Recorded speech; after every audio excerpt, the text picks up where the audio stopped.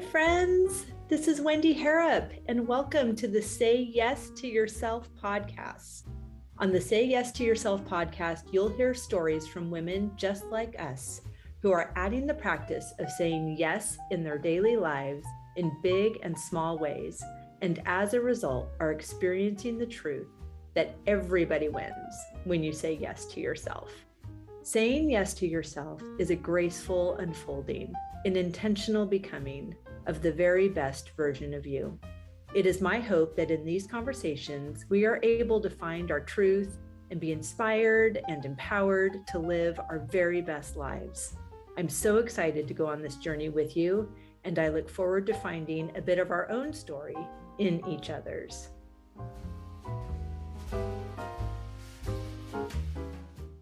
Bonjour, mon ami. Welcome back to the podcast and happy Friday. I am so happy to have you here. I am basking in the glory of rural France as I spend my last weekend here before going home on Monday. It's a little bit bittersweet, although I love my dreamy barn life as much as I'm loving my dreamy French life. It's just so fun. I've been visiting different antique fairs and brocantes and finding some elements for the new house that Liz and I purchased. You know my friend Liz. She's been on the podcast several times. We have been having such a great time filling this beautiful, beautiful home in anticipation of your visit. So mark your calendar. I can't wait for you to come to France and play. But if you are wanting to play without a passport, I have a few seats left for the Summer Solstice White Party. It is as dreamy as those words strung together sound. We have a beautiful dinner under a white tent in my field behind the barn. Everyone is dressed in white. We make flower crowns out of my peonies. It's just delicious and fabulous and dreamy. And like I said, there are just a few spots left, and I would love to have you. So the link is down in the show notes. If that is in your heart to join us, I would love to have you. And today's guest is such a joy to my heart. She is a wonderful author. She is a sister lover of France. You are so going to enjoy this wonderful conversation. Today, we have Debbie Spence, an award-winning author, mother of 5, and grandmother to a growing brood of little ones. Her memoir, Searching for Home, The European Journey of a Frazzled Mom, chronicles her quest for a slower, more intentional way of living and explores the true meaning of home.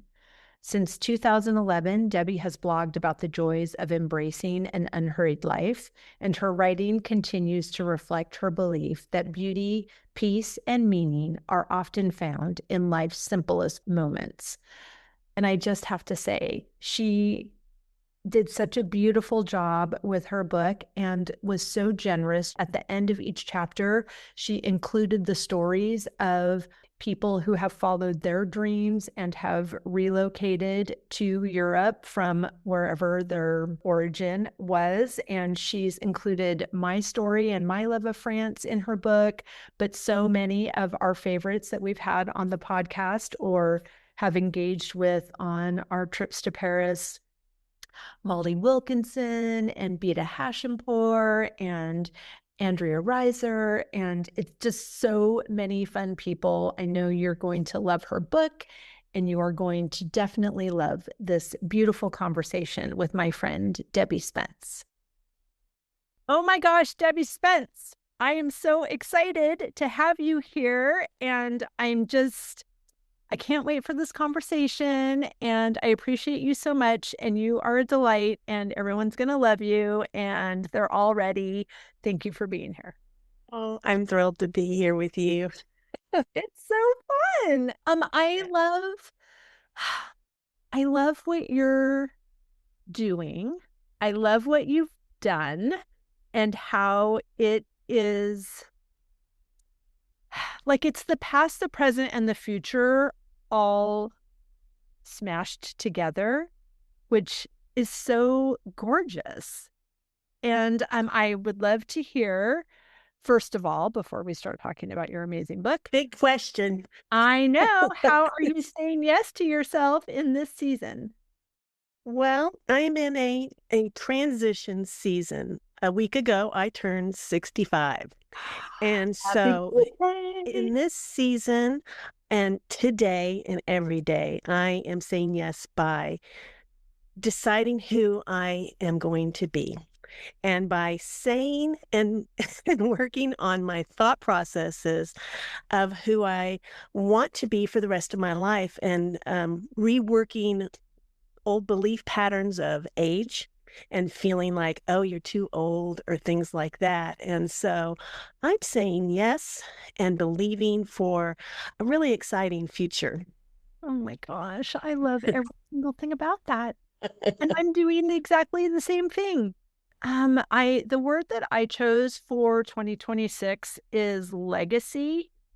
And it's been so fun to see how that continues to play out. Of course, I thought it would be a great word, but as I'm, in 2026 and seeing it, what I've been doing is using that as kind of a filter for my decisions.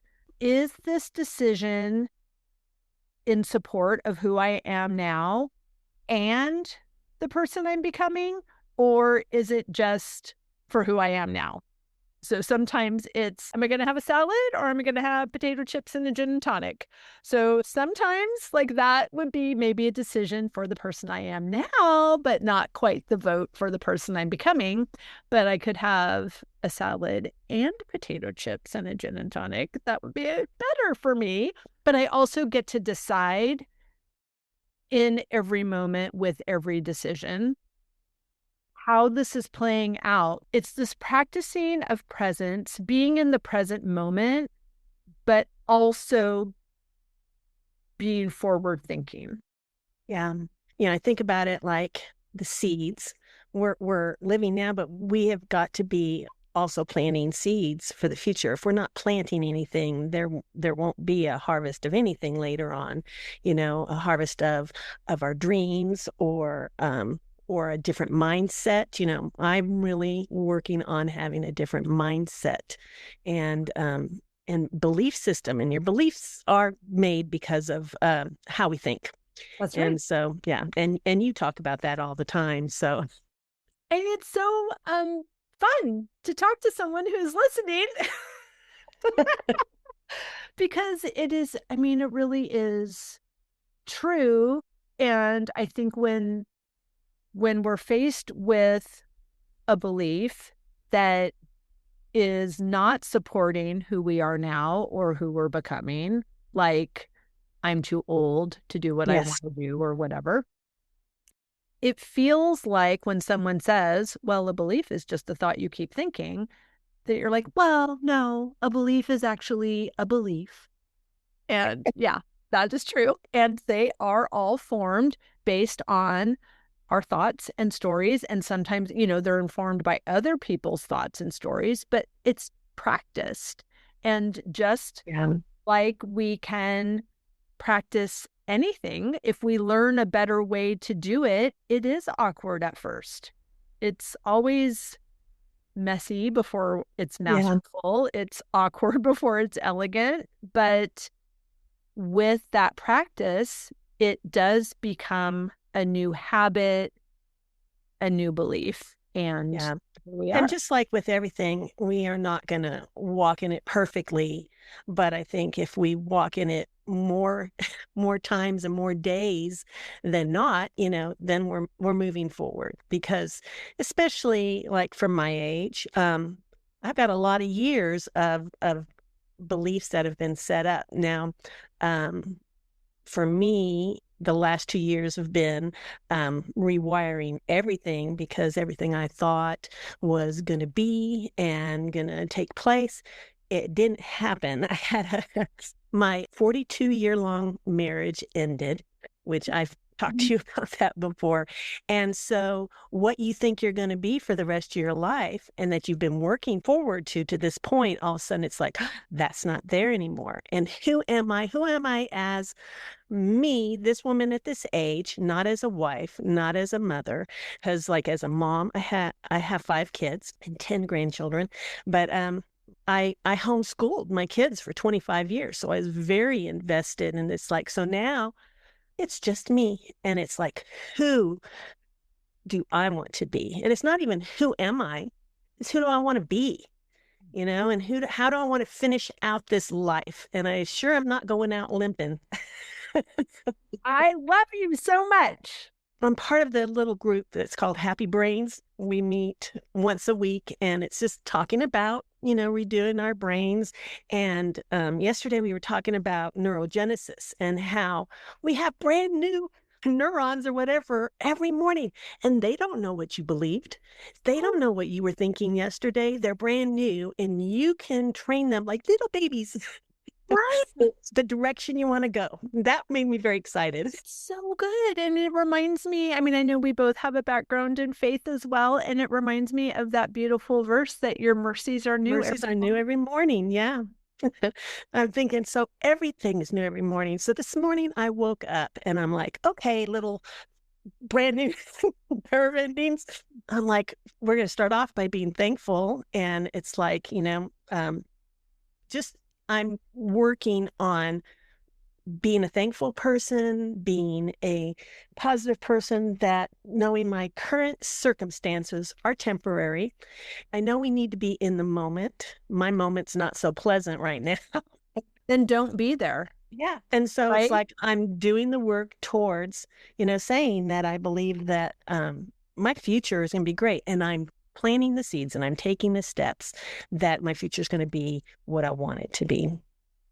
It's such a beautiful practice, Debbie. And thank you for sharing that, because we feel like we have a quote unquote responsibility to tell it like it is and to make sure that we're not overstating so that somebody else doesn't take our words and create something in their mind that isn't actually true to the.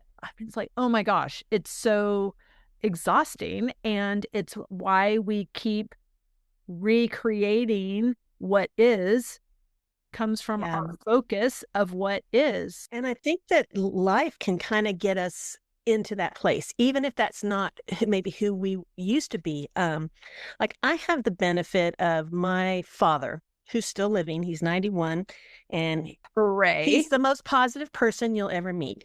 He actually used to have like the Success Club. I love him. I want a 91-year-old life coach that is the founder of the Success Club. My gosh, 5 years ago, he had a small stroke. And I mean, he would not, like, he didn't even want to sit where they told him to sit in the bed, or he wasn't going to wear the badge that said he was a fall risk, because he was like, no, I'm well. I'm going to be. So he's like, as he thinks, that is how he is. And he has been such a positive influence in my life. If you ask my father, when he was having that stroke, the guy sticking him in the ambulance was like, asked him how he was. And he said, fantastic. Right. Because that's his habit of thought. That's all he says. He is Mr. Fantastic. So he's been a great example. And he talked about, even as a kid, I would get in trouble if I had a negative attitude. So it was already there. I think through life, some of that gets kind of, muddied. And so it's like, I'm coming back to my roots, which is, what my dad did. And one thing from my past that probably a lot of people have no idea, but I was an All-American swimmer in college. And so, my dad taught me how to set those goals. And so I got a college scholarship and I swam. And to be All-American, you have to be top 8 in the nation. And so I was on a relay, that was. But anyway, so you just don't get there by thinking negative thoughts, that's for sure. Right. Even if they are supported by current circumstances, right? It doesn't matter. There are also current circumstances that support what we want. So we're just focusing. We're not idiots. We're not saying, no, that's not happening. It's like I'm not denying, I'm not in denial about bad things happening. Right. I'm denying that those things have any power over Right. what is next for me.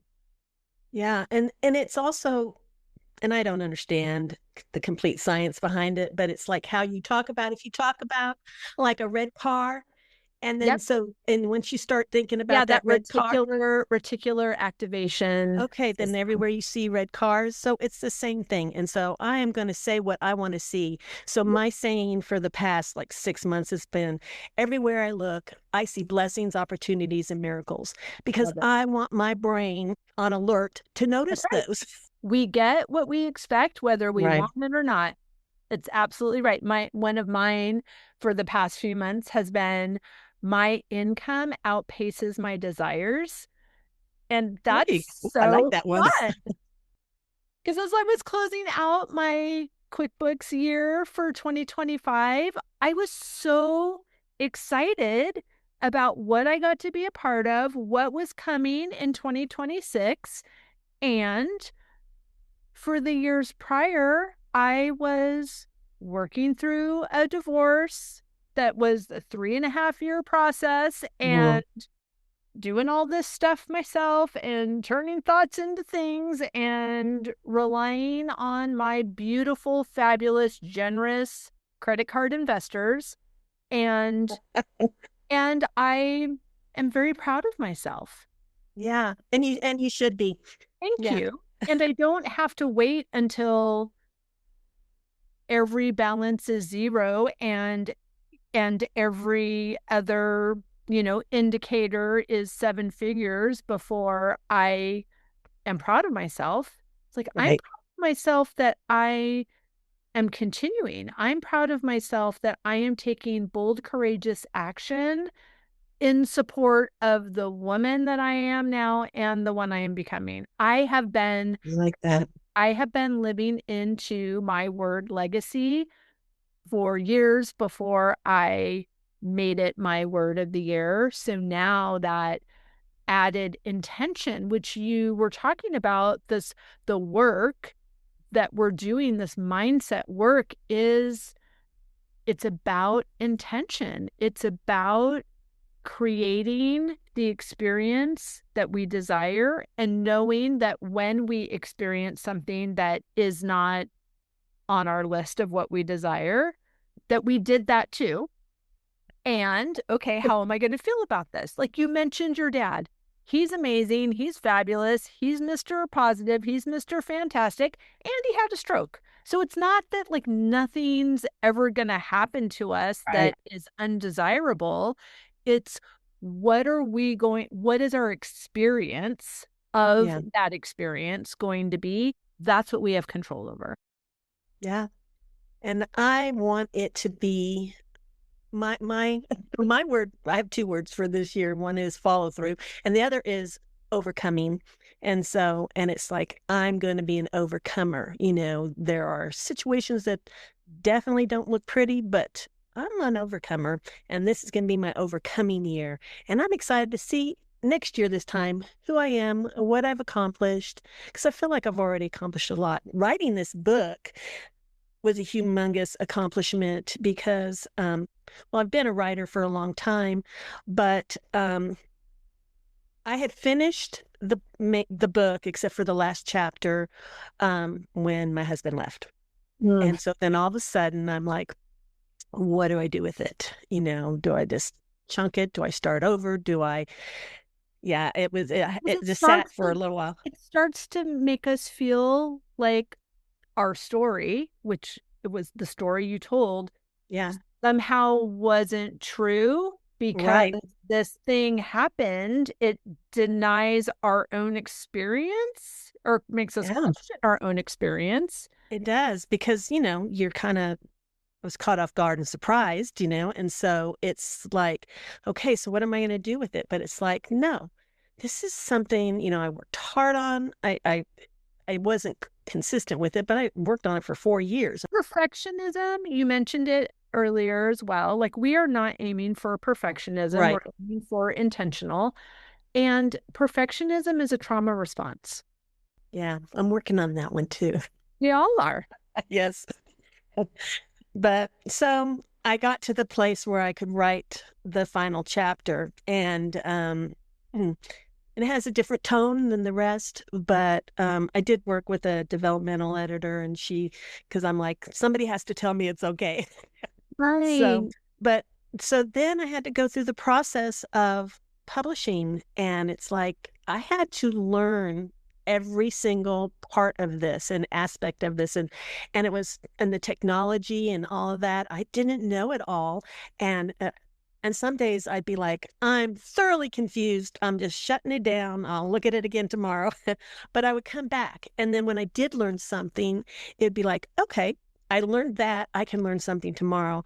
So to not only finish writing this after a traumatic experience in my personal life, and then to publish it and do the work I had to, and learn the things I had to learn to do it, I feel like that's been, and it came out in October of 2025. And I feel like that is kind of like an anchor for me to look and say, look, you did this, and that's just the beginning. So, yeah, so I'm very proud of what I did.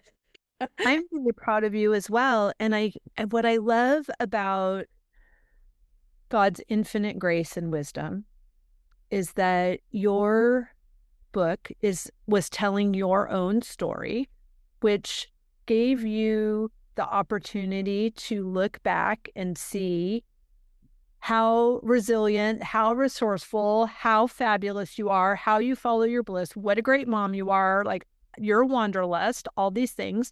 You also did a beautiful thing about incorporating the stories of other people who had said yes to themselves with regard to travel. And I want you to talk about that. But you got inspiration of how other people stepped out in faith and did the thing that was on their heart. And all of this, you thought you were writing it for your book, but was preparing you and Yes. reminding you that when you get the fodder for the last chapter that felt like it came out of nowhere for you, you had all of this beautiful support that had already put in place. You deep dived into the support that ended up being the safety net that caught Yeah. you. And of course, the tone of the last chapter is different because you were speaking highs and lows through the majority of the book. Speaking, and I love this. This is obviously not my idea, but I can't remember where I heard it. But telling a story from a scar compared to telling a story from a wound. And it sounds like that all the beginning chapters, you were telling the story from the scar, like from the lesson learned, from that healed place, or your recollection as the woman you are now. But that last chapter, it was from a wound, and there's vulnerability there, but there's also the reminder that it won't be long and it'll be a scar.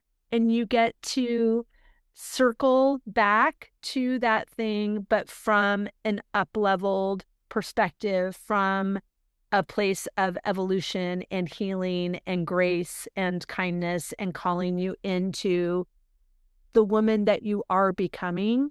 And the fact that you still did it, you still released it, you allowed there to be a different tone, you welcomed vulnerability in, with as much welcome as we can, that's such a gift. It's such a gift for the reader, it's a gift to you, and it's a gift to the woman you're becoming. I mean, I love all that you just said. And I know too, part of my hope was that even people who would read it, that maybe other people who were, in that place, that they would find, that you can find hope, that these things come back from, like, the last chapter is like where I'm remembering the things that had meant a lot to me on my journeys through Europe. and it's like, okay, I'm remembering Monet's garden. And it's like, now it's speaking to me about the things that I want in my life. And it is such a humongous transition right now that it's like, I am like getting to pick and choose, okay, this is the thing. And I think too, because of where I'm at in my age in life and stuff, that I have a history, and it's like, okay, what am I bringing forward, with me? You're getting to curate. That's exactly the word I was going to say.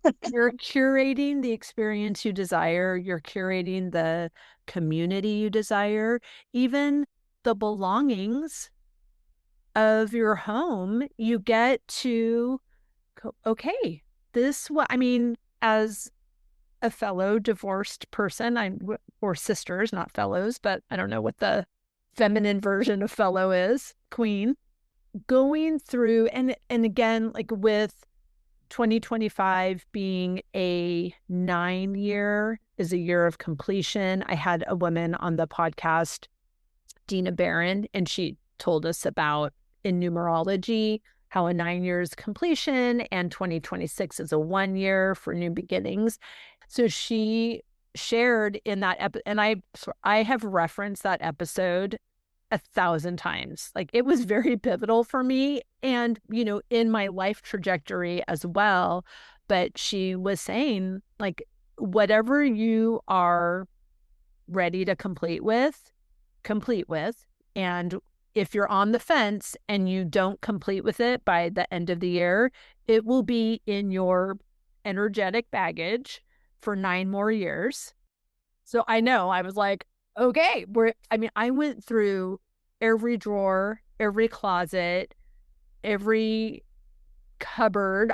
I just had fresh, I wasn't panicking like, oh my gosh, I don't want you here for 9 more years, but thought, okay, when I moved to Massachusetts from California, I was already adult. I had already collected things, and because I wanted to live here my whole life, I had ideas of what it was going to be like. And so 13 years later, all right, if I haven't had that party that I thought I was going to have, that I needed these supplies for, if I haven't had it in 13 years, I am not having it.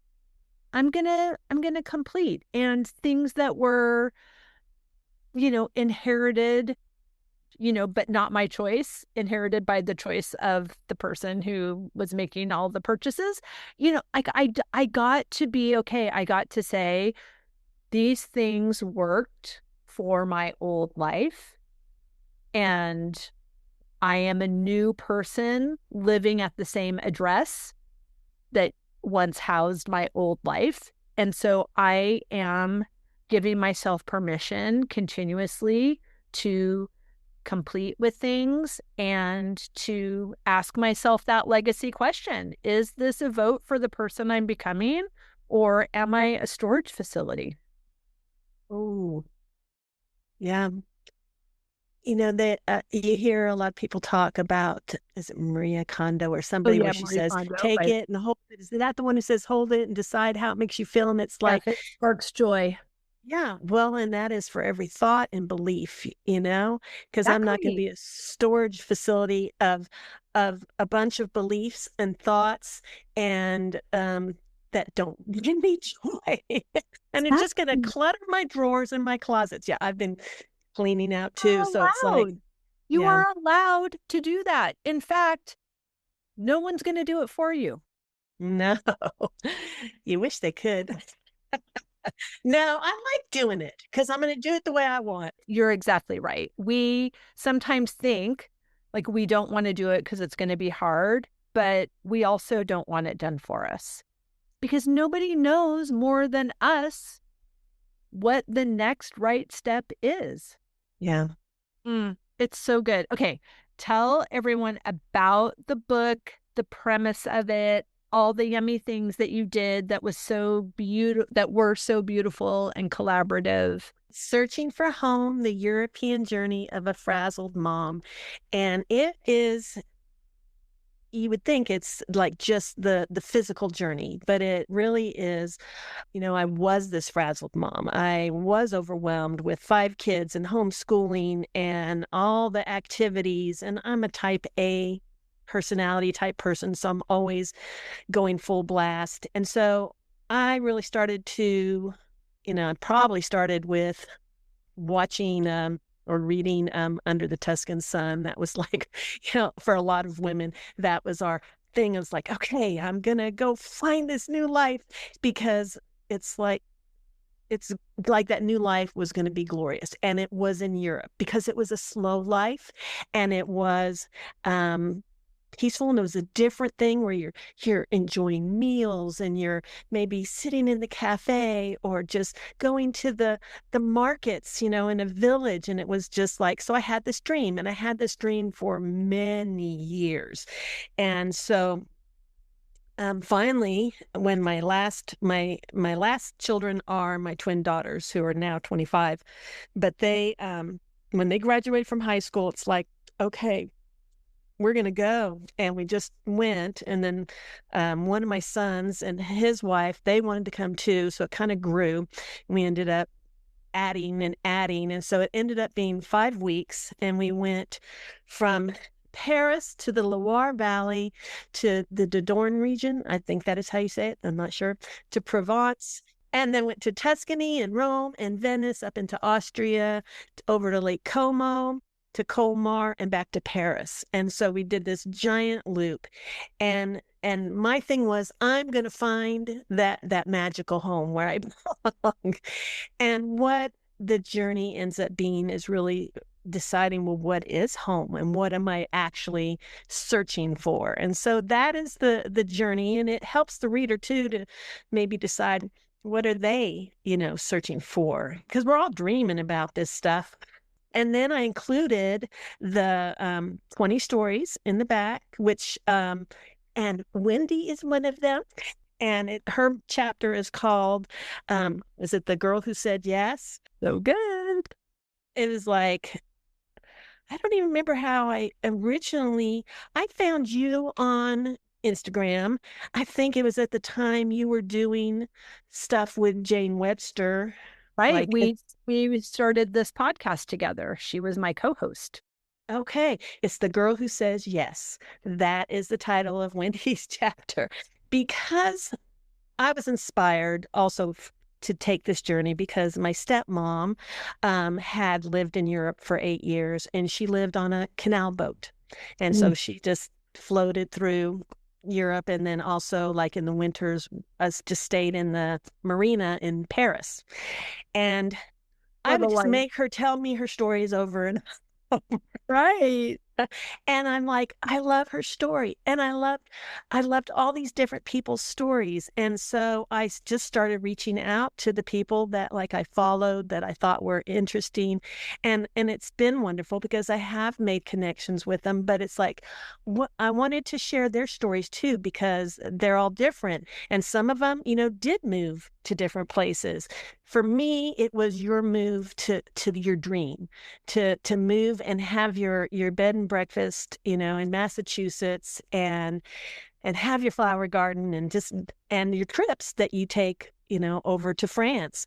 So there's 3 of the people in there live in chateaus, and then some are different, because it's like, one is a lady who, Jerry Lynn Clifford, who while she was over in Europe on a trip, her house burnt to the ground, got struck by lightning, and they couldn't even stop the fire, burnt to the ground. She lost everything. Oh my word.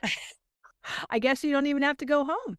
No. And then there's a couple who, currently they live in Hawaii, but she was a, ICU nurse during COVID, and it really, took a toll. And so they just decided to go a whole different route, and they lived in a van, and they drove through everywhere and ended up buying property up in Alaska, which they still have, but then ended up going to Hawaii. And so just a crazy adventure. And that came out of grief, because they had lost people they loved, and she had dealt with so much death and stuff. So, but it's like, okay, so what did home mean to all these different people? And I find that fascinating. And I find their journeys fascinating. And I absolutely love that every one of them took bravery, even though maybe they weren't brave, they didn't feel brave, but they did it. They went and like one of the couples that they're from Holland and they own a chateau. And it was all because they were sitting in a bar after work with a bunch of friends saying, we should just buy a castle and we should do this. And then they thought, well, why not? So I'm inspired by the extra people in the book because I do want to say, well, why not? And it helped me too that they're all just normal, average people. Right. Right. And I love all of those stories. Story is inspiring because we're following along the typical narrative loop, but what we feel in watching somebody else's journey or listening to someone else's journey, it gives us the feeling as if it's our journey. Yeah. And it's the feeling that attracts more of the feeling to us. So I believe we are more inspired by other people's journey than our own because we don't feel their resistance. And we have I have no hesitation about your great success because I don't feel any of the things that are keeping you from the best version of yourself, right? Right. So that they're so, that's why they're inspirational. That's why they move us to move. And I love for each of them, and most certainly for me, yes, that was a lifelong dream that I had to move from California to Massachusetts. And when I got here, my dreaming didn't stop. It doesn't Sure. mean that I am not I am delighted to be here. But once you get a taste of a dream come true, it's like, oh, I'll have another, please. And I'll have another, and I'll have another. And Yes. while I'm here, this other dream that kept a whole new dream just got born. Well, it's just like you say, it's that saying yes to that first time, and yes begets yes. Right. And the yes unlocks the how, as our friend Yes. Amber Lillystrom says. And it is this beautiful continuation of this inspired action. But like you said, they didn't wait for everything to line up. So I believe ready is not a feeling. Ready is a decision. Yeah. And it could be that you're deciding not to do something anymore. I think we'll have a less bumpy road if we're moving in the direction of what we want more of rather than Yes. away from what we don't want. But it is that action that reveals the next step. But before the action, we have to ask ourselves those questions. What do we want?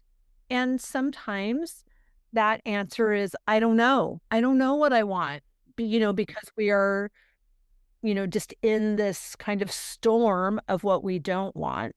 And so taking it, when I ask someone what they want, I'm not asking for, oh, well, I'm looking for a colonial that's 4 rooms over 4 rooms with a kitchen with this appliance. No, I'm not asking for those details. I'm asking really, what do you want? What are the feeling words?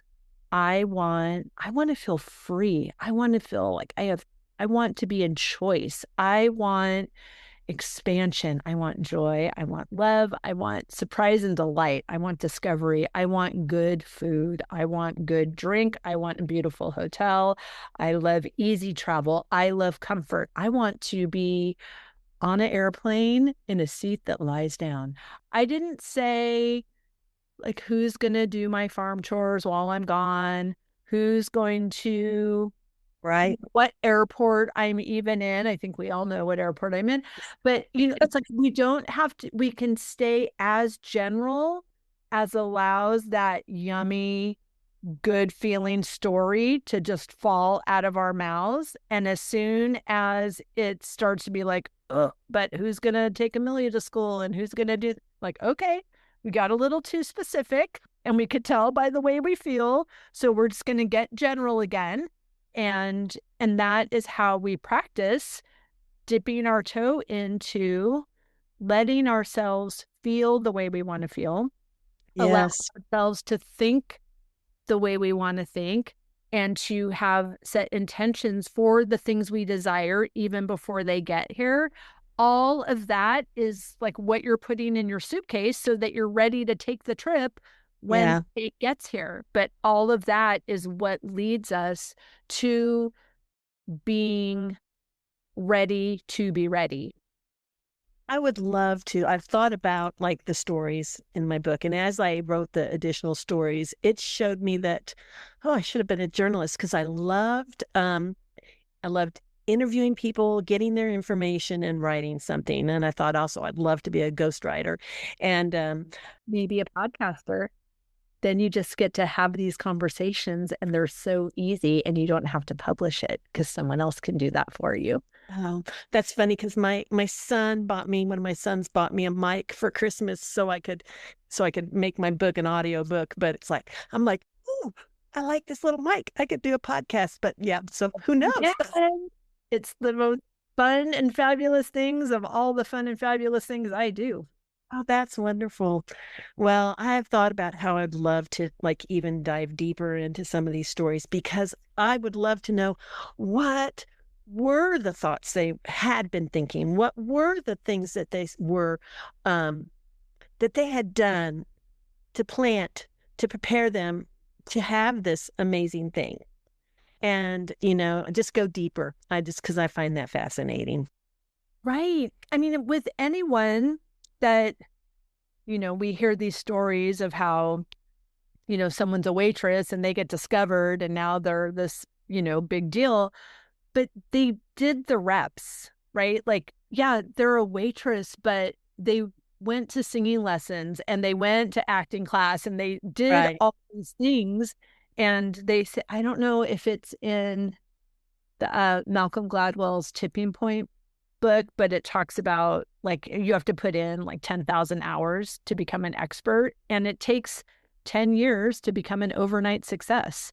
So it's these doing the reps that, on the farm, we call it, I'm cutting wood and carrying water. I'm just doing what I know to do every day to support who I'm becoming. And it's when that way we're prepared when the opportunity presents itself. And I think the exciting thing that we can think about as we're older is that we have been doing them. Maybe, You've been doing the work. yeah, Yes. we've been doing the work and now it's time. Because it's not like, well, I don't have, well, yes, I do. I have however long I have. It could be 20 more years, but it's like, okay, let's look at, because I am going to look at things in terms of, okay, I'm not done, but what can I do for the next 5 years? What can I do for the next 10? And what's reasonable after that 10 years? So, Right. And I love that. Of course, you can look at your dad at 91 and yeah, I'm planning on being like him. right. When I think of him, I do my fast math and think, ooh, that's awesome. I've got this many more years as if I am him. But I think there's so much to, like you said, looking at the larger picture. Who do I want to become so that when I go out, I can check the box, but also what does make sense. So I have, a lot of women that I speak to tell me, oh my gosh, one day I'm going on one of your trips, probably next year. In January, they always say next year because they think they feel like that gives them this really long on. And I am telling you, you won't miss out. Like, I'm going to keep doing it because I am obsessed with the woman that I become on the other side of them. So you're not going to miss out on the trip, but I don't want you to miss out on you, the person you become when you say yes to yourself and go on that trip with me, by yourself, or whoever, it doesn't matter. But that's what I want you to capture. And also that you're not just going to do it once. We're normalizing this, which is why I go so often, because I want people to know that's what they do. And that does inspire us, Wendy. I see you do that, and it inspires me. So just, I'm thankful because, yeah, it's because we do get stuck in a way of thinking like, oh, well, I'm one and done, like, Right. oh, I take the big trip to Europe and that's it. And it's like, no, why can't it be normal that you go again and again? Do you know Beta Hashimpur? Oh, I love Beta. We had her on the podcast so many years ago, but I love her. And Amelia was very, very taken with Beta. She's so lovely. She was living before she moved there full time, but when she was there for a year, that during that amount of time, Amelia and I were there for several weeks. We stayed with Jane also, and Beta met us, and then we got to go to her apartment and we got to walk her dog near the Eiffel Tower. And Amelia just thought, like, I mean, she's beautiful and she's blonde and she's just stunning and gorgeous and wears makeup. And I'm not any of those things. And Amelia loves makeup and all of that. So when we were getting ready to come back, we're walking for our last breakfast before we go to the airport. And she said, Mom, why are we going home? I was thinking the same thing. Yeah. She said, well, we should just get an apartment here. And let's be next door neighbors to Beta. Exactly. Yeah. Like, because she said, we can live in Massachusetts in the spring and the fall, and we can live in Paris in the summer and winter. And I'm like, yeah, and so it is. Smart girl. Speak more.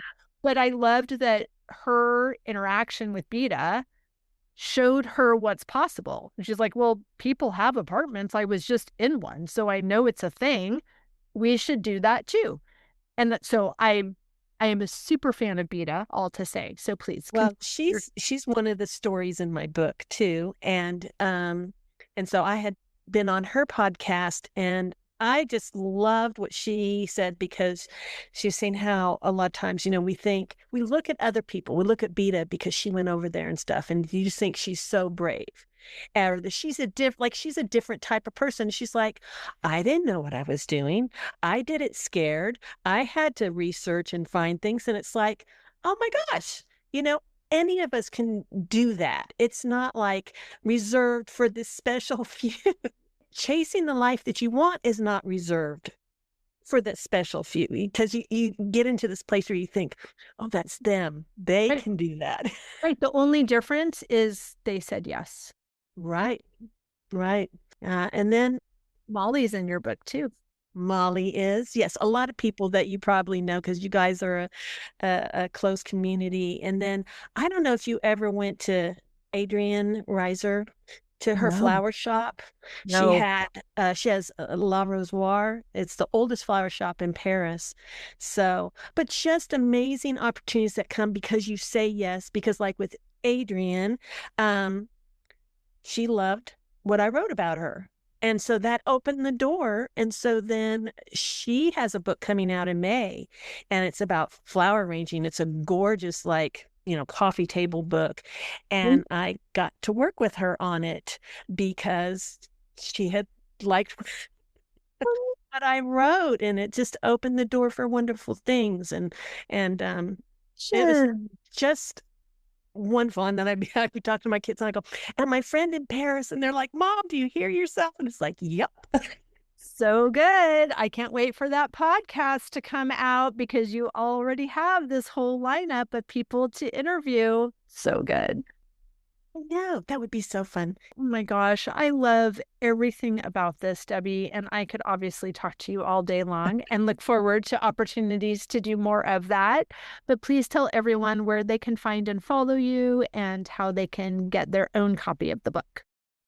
Well, the book is available on Amazon, so go there. It's Searching for Home: The European Journey of a Frazzled Mom, and then on Instagram. And one thing I had told the people on Vita's podcast, that because we had talked about being brave and doing, telling your story. And so I had offered to those people if they wanted to DM me on Instagram, which is Debbie Spence, the little underscore author, and just had questions about starting, writing their own story or just anything. I'd be glad to, help. That's so generous of It you. won't be humongous, but yeah. So, love that. Well, yeah, if you're interested in hosting anything in person, a writing retreat or I something, want to do writing retreats. love I want to do have one with you. I would love to have you at the Phineas Wright House to host your writing retreat. Yeah, It's so fun. it would be. So I actually had a dream about that last night. Not specifically yours, but I was having a writing and art retreat in my dream. And I woke up and I was so happy. So fun. More than one person has told me, just because dreams are important. A couple of people have reached out to me and said, I had a dream last night that you have a chateau in France. I was like, oh, I have a chateau in France in my dreams too. But yes, absolutely. So I love when our dreams, and like the ones that are in our heart, also make their way to our minds while we're Yes. sleeping, when we're not arguing with them like we do when we're awake. But then they're also in the minds of other people that love and support us. It's just so fun. It's Yes. so fun. So that is something that I'm going to start pursuing this year. I think I've wanted to for a long time, because I taught my kids and I taught a lot of co-ops with other kids, and I want anybody who's interested in writing, creative writing, or writing their memoirs, to me, that would thrill me to be able to teach that and to help people, because most people think, oh, I don't know how to write, or I don't. And I love it. And I think it's like, oh, but you could. I want to make people fall in love with it. That's what I want to do. I love that. I so see a podcast in your very near future. It's so good. Well, we will link everything down in the show notes and give everyone that opportunity to take you up on that very generous offer. But thank you so much, Debbie. I love this conversation. Thank you, Wendy.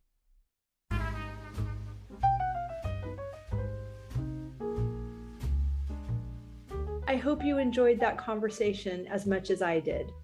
As always, any links or notes mentioned can be found at phineaswrighthouse.com in the podcast section of our site, or in the show notes below. And if you haven't connected with me personally, come find me on Instagram at Phineas Wright House and let me know you listened to this episode. I'd love to get to know you. Thank you for sharing this time with me. I know your days are full, and I'm really grateful that you chose to spend some of your precious time right here. Be sure to subscribe to the podcast so you don't miss any of these delightful conversations. I'll see you next week.